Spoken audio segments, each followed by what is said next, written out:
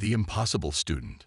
Dr. Nixis stood before the crystalline display board in the grand lecture hall of the Galactic Survival Institute, her bioluminescent tendrils pulsing with barely contained irritation. The admission request floating before her defied every protocol she'd established in her 3 centuries of teaching. The applicant's credentials were, quite literally, impossible. "Explain to me," she addressed the Institute's AI, her voice resonating in the perfect acoustics of the empty hall, "how a member of a species that requires constant hydration, has no natural defenses, and can't even survive basic radiation exposure qualify for advanced survival theory." The AI's holographic form shimmered. "Sarah Chen's practical exam results exceed all minimum requirements, Professor. Her solutions, while unconventional, achieve success rates comparable to our top performers." Dr. Nix's tendrils flared purple, the color of academic outrage. "Show me the solution to Scenario 47B. The air filled with a holographic replay. A human female stood before a quantum singularity breach, armed with nothing but a primitive collection of items, a length of carbon fiber cord, a crystallized water container, and what appeared to be preserved plant matter wrapped in synthetic material. Rather than deploying standard containment protocols, the human had somehow used these basic items to create a makeshift gravitational lens, redirecting the breach's energy back upon itself." "Impossible," Dr. Nixis muttered. "The calculations alone would require—" "She called it eyeballing it, Professor," the AI interrupted. According to her notes, the technique was derived from fishing. Dr. Nix's tendrils went completely dark, a sign of total cognitive shutdown. When they reilluminated, she had made her decision. Accept the application, but flag her for enhanced observation. I want to understand how a species that still uses combustion engines for planetary travel managed to solve quantum mechanics with fishing. 3 cycles later, Sarah Chen stood in the Institute's cavernous arrival chamber, a battered Earth-made backpack slung over her shoulder. Around her, various species teleported, phase-shifted, or materialized through higher dimensions. She had arrived the old-fashioned way, by walking from the shuttle bay. "Student Chen." A hovering administrative drone approached. "Professor Nixis requests your immediate presence in Laboratory Complex 7. Sarah nodded, adjusting her pack. "Lead the way." The drone hesitated, its sensors whirring. "The Institute can transport your prehistoric equipment to your assigned quarters." "Thanks, but I'll keep it with me." Sarah patted the pack. "Never know when you might need something." The drone's programming didn't allow for sighing, but its lights dimmed perceptibly as it led her through the Institute's crystalline corridors. Other students, some gaseous, some multidimensional, some defying description, paused their conversations to observe the human. Sarah heard whispers in various languages, her universal translator working overtime. "Is that some kind of environmental suit?" "No, that's their actual biology." "How does it maintain quantum coherence?" "I heard they still have to sleep." Every day. Laboratory Complex 7 turned out to be a massive chamber that seemed to exist in several dimensional states simultaneously. Dr. Nixis floated in the center, her tendrils now a scholarly shade of blue. Around her, various survival scenarios played out in contained fields. Miniature black holes, temporal paradoxes, and what appeared to be a segment of space-time tied in a literal knot. "Student Chen." Dr. Nixis's voice resonated on multiple frequencies. "Welcome to the Institute. I trust your primitive transportation method wasn't too taxing." Sarah smiled. "The walk did me good, Professor. Beautiful facility you have here." "Indeed." Dr. Nix's tendrils flickered. "Tell me, Student Chen, why did you apply to the Institute? Your species has barely mastered basic space travel. Our curriculum deals with survival scenarios most humans couldn't even comprehend." "With respect, Professor," Sarah set her pack down carefully. "Humans have been surviving impossible scenarios since before we discovered fire. We're not as primitive as you might think." Dr. Nixis moved closer, her form distorting slightly as she shifted through different observational dimensions. Your application solution to the quantum singularity breach. Explain it. Simple, really. Sarah shrugged. When I was a kid, my grandfather taught me to fish in the rapids. You don't fight the current, you work with it, redirect it. A quantum breach isn't so different from a river if you look at it right. You compared one of the most destructive forces in the universe to a water feature. Sometimes the oldest solutions work best. Sarah gestured to the pack. Mind if I demonstrate? Before Dr. Nixis could respond, Sarah had pulled out what appeared to be a simple metal cylinder. With practiced movements, she twisted it, causing it to extend into a slender rod. This is a collapsible fishing pole. Modified, of course. Sarah pressed a hidden panel, and the rod began emitting a subtle energy field. Added some quantum harmonizers, tied them to the basic principle of line tension, and well, would you like to see what it does to that temporal knot you've got running? Dr. Nix's tendrils shifted through several colors before settling on a shade of curious indigo. Student Chen, I believe you're going to make this teaching cycle very interesting indeed. Sarah grinned, extended the rod, and prepared to show one of the galaxy's leading survival experts how humanity's primitive solutions could rewrite the books on advanced survival theory. After all, humans had been fishing in troubled waters, both literal and metaphorical, for millennia. What was a little quantum mechanics compared to that? Trial by fire. The Galactic Survival Institute's testing Arena 9 stretched across an artificial pocket dimension, its boundaries rippling with contained chaos. Today, it simulated the surface of Helios 6, a moon notorious for its unpredictable plasma storms and crystalline terrain. Sarah Chen stood at the entrance, adjusting the straps of her primitive equipment while her classmates watched from the safety of the observation deck.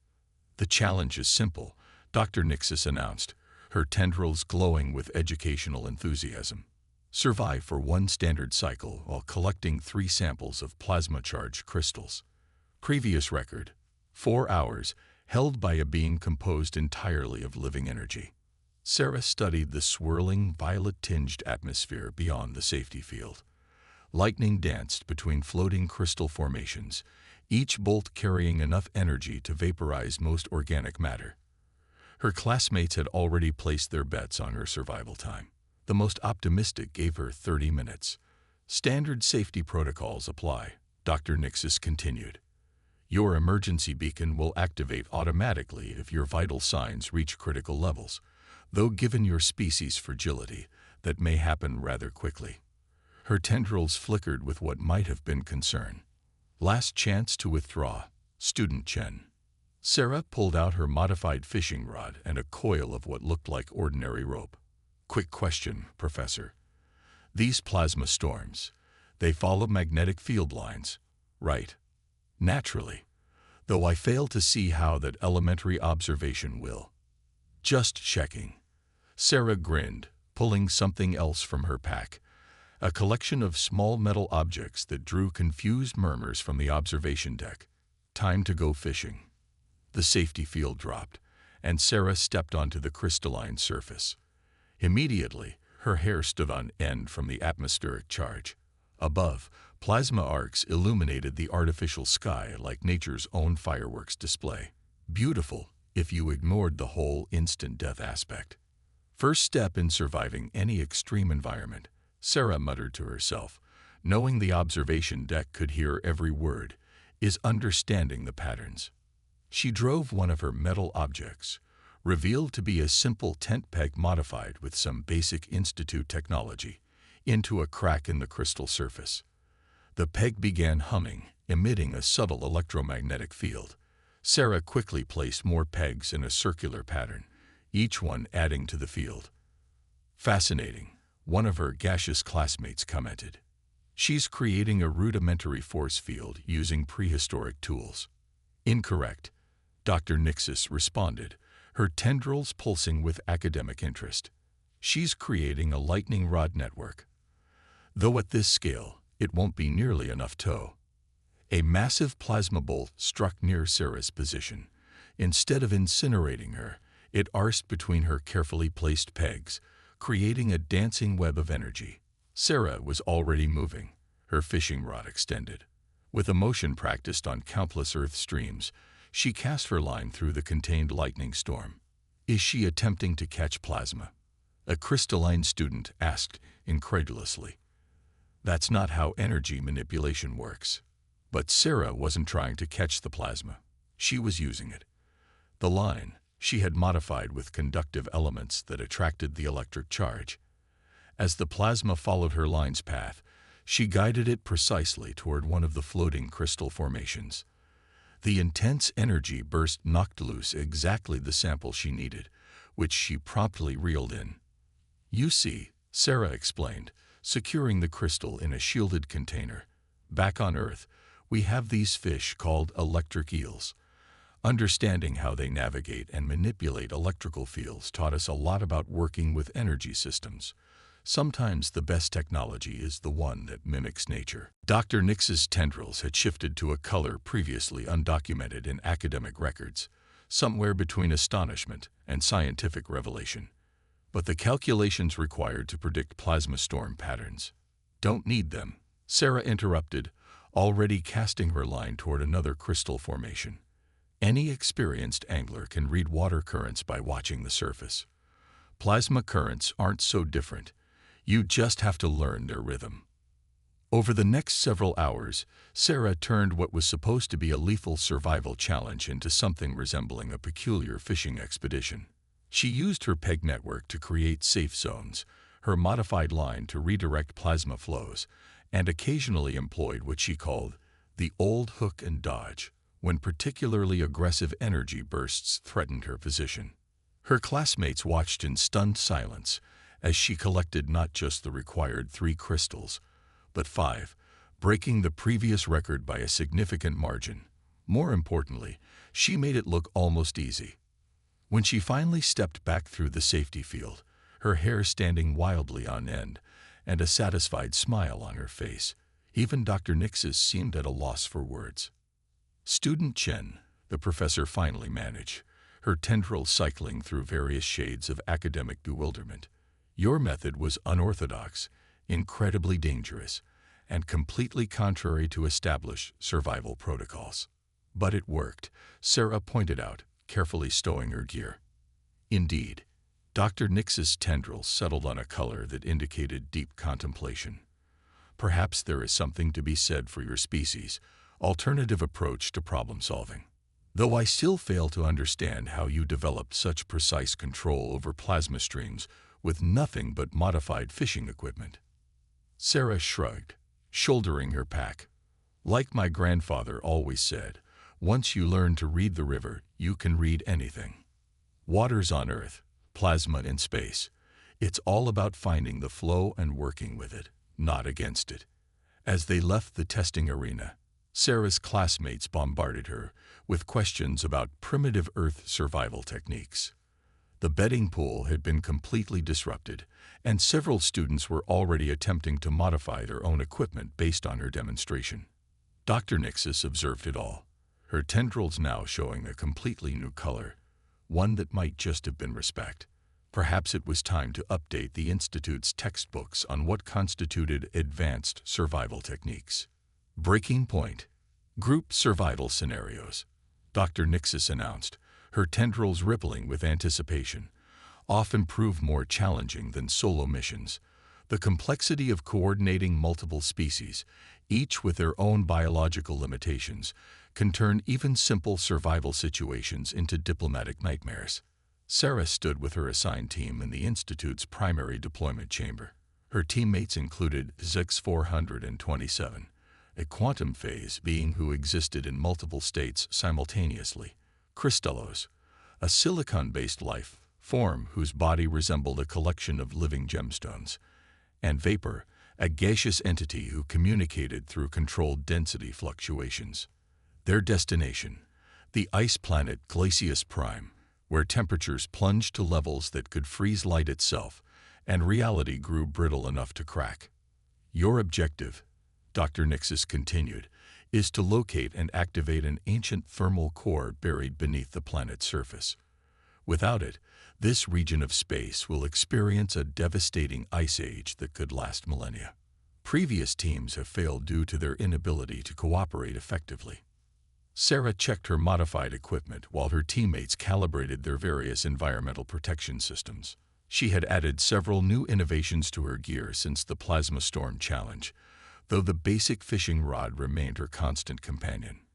"Remember," Dr. Nixis added, her tendrils now showing the deep blue of academic gravity, "in temperatures this extreme, every species faces unique vulnerabilities.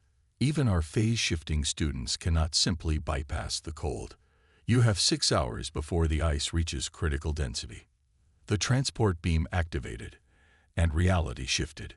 When it stabilized, they stood on a plain of ice, so clear it seemed like frozen space itself. Above them, crystals of frozen atmosphere drifted like glittering stars. The cold hit Sarah immediately, despite her thermal gear. "First priority," crystallos chimed, their facets refracting the dim light. "Establish a safe movement protocol. These ice sheets are highly unstable." This X427 flickered through several quantum states. "Agreed. My calculations suggest a 73.4% chance of catastrophic fracturing with each step." "I can scout ahead," Vapor suggested, their form condensing slightly in the extreme cold. "My dispersed state should minimize surface pressure." Sarah sat among her fellow graduates, her modified fishing rod leaning against her chair. Over the course of her studies, the simple tool had become something of a legend at the Institute. Students from across the galaxy had begun incorporating its basic principles into their own survival gear, leading to what some called the Earth Renaissance in survival technology. "What student Chen has demonstrated," Dr. Nixis continued, her tendrils now showing the deep blue of profound realization, "is that true advancement isn't always about creating more complex solutions. Sometimes it's about understanding the fundamental patterns that connect all forms of survival, regardless of the technology level." The holographic display showed Sarah's final exam on Paradox 7, where she had stabilized a quantum reality crisis using what essentially amounted to carefully modified fishing techniques. Several theoretical physics professors in the audience could still be heard arguing about how exactly it had worked. But perhaps most importantly, Dr. Nixis's tendrils shifted to a warm gold. "Student Chen has taught us that survival isn't just about individual capability. Her success came not from rejecting advanced technology, but from finding ways to bridge the gap between different approaches to problem solving." Sarah thought about her team members, Vapor, Crystallos, and X427, who had begun incorporating Earth techniques into their own survival strategies. Vapor had developed a new method of navigating gas giants based on wind-reading techniques used by Earth sailors. Crystallos had revolutionized crystal matrix stabilization using principles borrowed from Earth geology.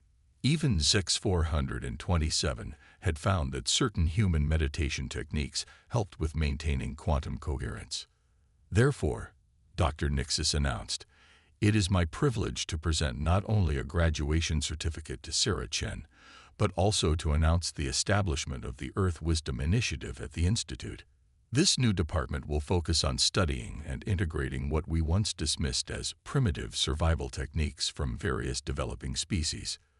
The audience erupted in various forms of applause, some of which temporarily violated physics. Sarah stood to accept her certificate, but Dr. Nixis wasn't finished. One final announcement.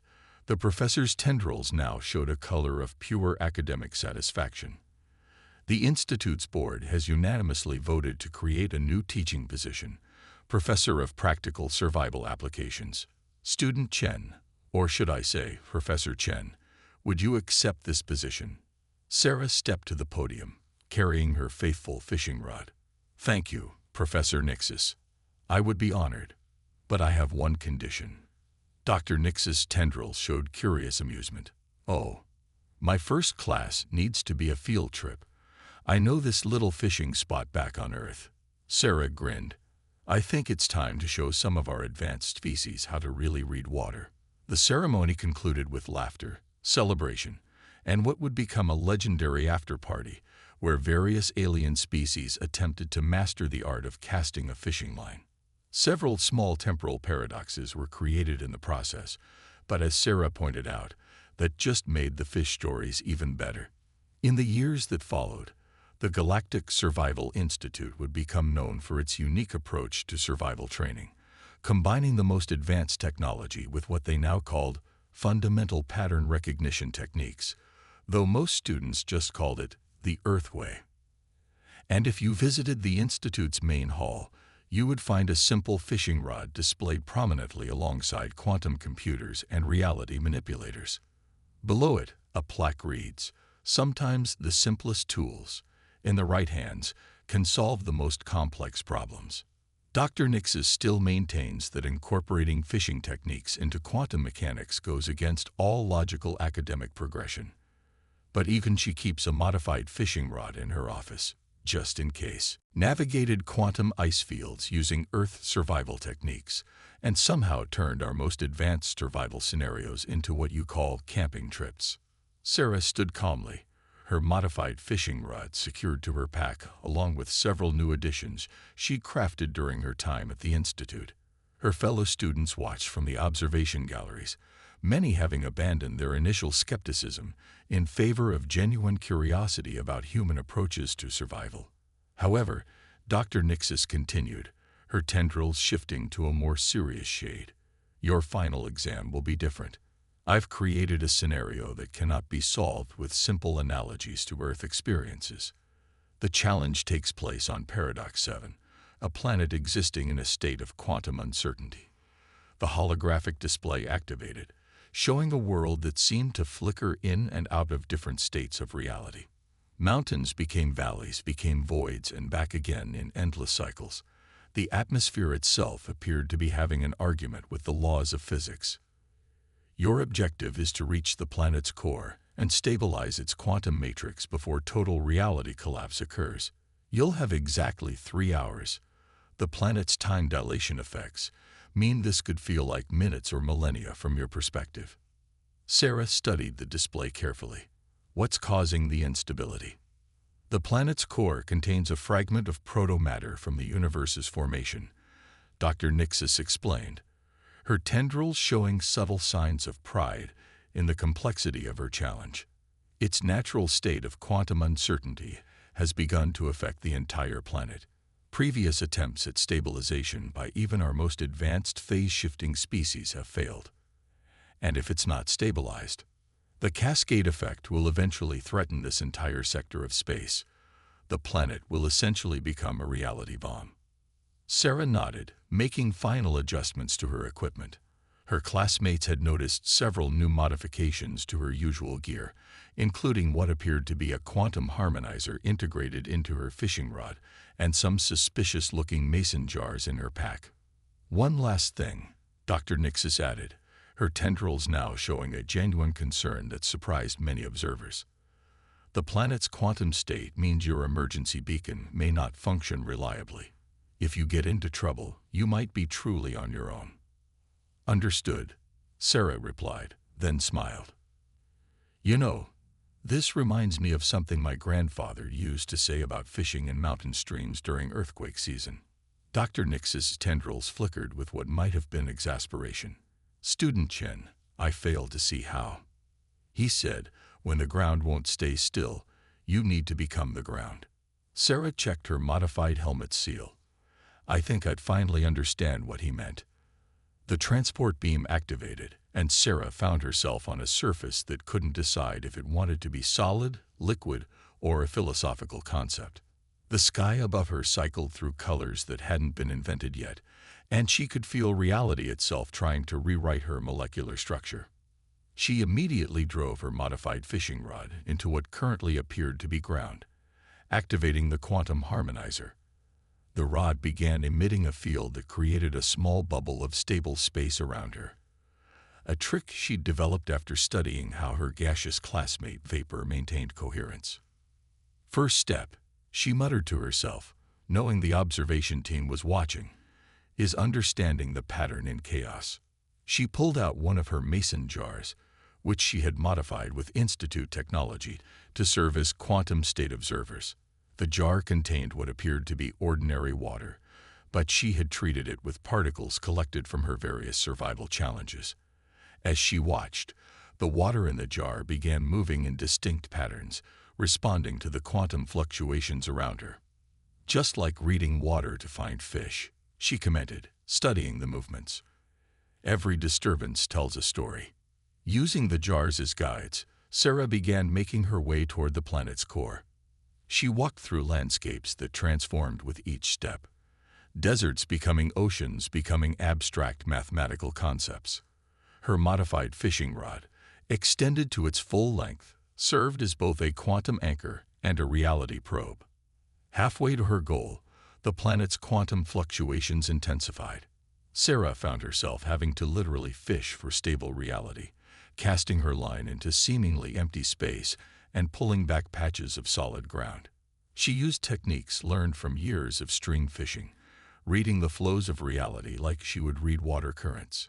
"The thing about unstable conditions," she explained to her watching instructors, "is that they're only unstable if you try to fight them.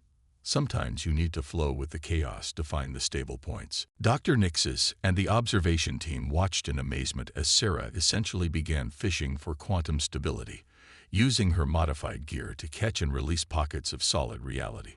She moved through the chaos like a dancer, each step placed with the precision of someone who had spent countless hours learning to navigate uncertain terrain. As she neared the core, the quantum fluctuations reached critical levels. Reality itself began to shred around her. But Sarah had one last trick, something she developed after studying how her crystalline classmate Christos handled extreme pressure. She pulled out her last mason jar, which contained a specially prepared mixture of materials from Earth, water from mountain streams, sand from the desert, and a bit of her grandfather's lucky fishing line. The contents had been quantumly entangled with particles from every survival challenge she'd faced at the Institute. "Sometimes," she said, approaching the wildly fluctuating core, "the best way to stabilize chaos is to give it a little taste of home." With the precision of someone who had spent years casting into exactly the right spot on a stream, Sarah opened the jar and cast its contents into the core's quantum maelstrom. The mixture, carrying patterns of stability from a dozen different realities, began to interact with the proto-matter. The effect was immediate and stunning. The quantum fluctuations didn't stop. Instead, they began to harmonize, finding a rhythm that was neither completely stable nor dangerously chaotic. The planet's reality settled into a new state, one that incorporated both uncertainty and stability in a sustainable balance. When Sarah returned to the Institute, Dr. Nix's tendrils were displaying a color that had never been seen before in the Academy's history, a shade that seemed to represent the exact moment when advanced alien science had to acknowledge that sometimes the simplest solutions were the most profound. Lessons learned. The Galactic Survival Institute's graduation ceremony was unlike any in its 1,000-year history. The crystalline amphitheater was packed with beings from across the galaxy, many having traveled through multiple dimensions just to attend. At the center of attention stood Sarah Chen, the human who had redefined what it meant to survive impossible situations. Dr. Nixis floated at the podium, her tendrils displaying a complex mixture of colors that the Institute's historians would spend years trying to properly categorize. Behind her, a holographic display showed highlights from Sarah's various survival challenges: the plasma storm fishing expedition, the quantum ice rescue, and most impressively, the stabilization of Paradox 7. Fellow educators, distinguished guests, graduating class, Dr. Nixis began, her voice resonating through the chamber. "We gather today not just to celebrate achievement, but to acknowledge a fundamental shift in our understanding of survival theory." The audience rippled with various forms of agreement, some of them temporarily disrupting local space-time in their enthusiasm. When student Chen first arrived with her primitive Earth equipment, many of us, myself included, expected to witness a brief and educational failure. Instead, we have spent the past cycle learning that perhaps our definition of advanced technology needed serious reconsideration. Sarah sat among her fellow graduates, her modified fishing rod leaning against her chair. Over the course of her studies, the simple tool had become something of a legend at the Institute. Students from across the galaxy had begun incorporating its basic principles into their own survival gear, leading to what some call the Earth Renaissance in survival technology. What student Chen has demonstrated, Dr. Nixis continued, her tendrils now showing the deep blue of profound realization, is that true advancement isn't always about creating more complex solutions. Sometimes it's about understanding the fundamental patterns that connect all forms of survival, regardless of the technology level. The holographic display showed Sarah's final exam on Paradox 7, where she had stabilized a quantum reality crisis using what essentially amounted to carefully modified fishing techniques. Several theoretical physics professors in the audience could still be heard arguing about how exactly it had worked. But perhaps most importantly, Dr. Nix's tendrils shifted to a warm gold. Student Chen has taught us that survival isn't just about individual capability. Her success came not from rejecting advanced technology, but from finding ways to bridge the gap between different approaches to problem solving. Sarah thought about her team members, Vapor, Kristallos, and ZX427, who had begun incorporating Earth techniques into their own survival strategies. Vapor had developed a new method of navigating gas giants based on wind-reading techniques used by Earth sailors. Kristallos had. Sarah studied the ice beneath their feet, then pulled out her fishing rod. Her teammates watched with their various sensory organs as she carefully tapped the surface in different spots, listening intently. "What primitive testing method is this?" Kristallos asked, though their tone held more curiosity than condescension after hearing about her previous successes. "Ice fishing," Sarah explained. "Back on Earth, you need to test ice thickness before you set up on frozen lakes. Listen." She tapped again, and the ice rang with a clear tone. "That sound means it's solid enough to hold weight. A duller thud would mean thin ice." This 427 shifted through several probability states, but the quantum variations in the ice structure. Sometimes the simplest tests are the most reliable. Sarah interrupted gently. "Here's what I suggest. Vapor scouts our general direction. I test the ice stability. Kristallos uses their crystalline resonance to detect the thermal core's location, and ZX427 calculates the safest path through probability space. We work together, using each of our strengths." Her teammates considered this for a moment, their various forms of expression showing surprise at the logical integration of their abilities. They made slow but steady progress across the ice field, each member contributing their unique capabilities. Sarah's ice testing prevented several near disasters, while Vapor's scouting helped them avoid major crevices. Kristallos's natural affinity for crystalline structures proved invaluable in tracking the thermal core, and ZX427's quantum calculations kept them from straying into probability dead ends. But 4 hours into their mission, disaster struck. A massive crack appeared in the ice, spreading faster than they could react. Vapor dispersed safely, and ZX427 phase shifted, but Kristallos slipped into the widening crevasse. Sarah, despite the extreme danger, immediately dropped to her stomach and cast her fishing line. "Grab on," she shouted, guiding the line to Kristallos with the skill of someone who had spent countless hours perfecting their cast. "The tensile strength of that primitive tool cannot possibly," Kristallos began, but Sarah cut them off. "Trust me, I've pulled bigger fish from deeper holes." Kristallos grabbed the line, and Sarah, bracing herself against the ice with techniques learned in countless winter fishing trips, began to pull. The modified line held, its Earth-made core strengthened by Institute materials, but still maintaining the flexibility that made it perfect for this kind of rescue. Once Kristallos was safe, the team huddled together, sharing heat and processing their near loss. "How did you know the line would hold?" Kristallos asked, their crystals still vibrating from the experience. "I didn't," Sarah admitted, "but I knew I had to try." Sometimes survival isn't about having the perfect tool or the most advanced technology. It's about being willing to risk everything to help each other. This sentiment seemed to resonate with her teammates, who had been trained to rely primarily on their individual capabilities. The remaining 2 hours of their mission showed a marked change in their approach. They moved as a true team, each supporting the other's weaknesses and enhancing their strengths. When they finally located and activated the thermal core, Dr. Nix's tendrils displayed a color that suggested both approval and revaluation of her teaching methods. The team had not only completed their mission, but had demonstrated a level of cooperation that set a new standard for the Institute. Perhaps, Dr. Nixis noted in her final evaluation, there is something to be learned from the human approach to group dynamics. Their primitive social structures, while lacking in technological sophistication, seemed to foster a remarkable ability to adapt and cooperate across species boundaries. Sarah just smiled, carefully stowing her trusty fishing rod. She knew that tomorrow would bring new challenges, but for now, she was content knowing that she had helped bridge the gap between advanced alien technology and fundamental human wisdom. After all, whether you're ice fishing on Earth or surviving on a quantum-unstable ice planet, the basic principles remain the same. Test your ground, trust your tools, and never leave a teammate behind. The final test.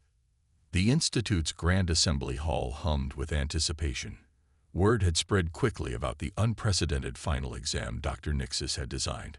Her tendrils glowed with an intense purple that spoke of both academic pride and perhaps a touch of concern. Before her stood Sarah Chen, who had somehow survived every challenge thrown at her using what the aliens still insisted on calling primitive methodology. "Student Chen," Dr. Nixis began, her voice resonating through the crystalline chamber, "your performance this term has been unconventional. You've survived plasma storms with fishing equipment,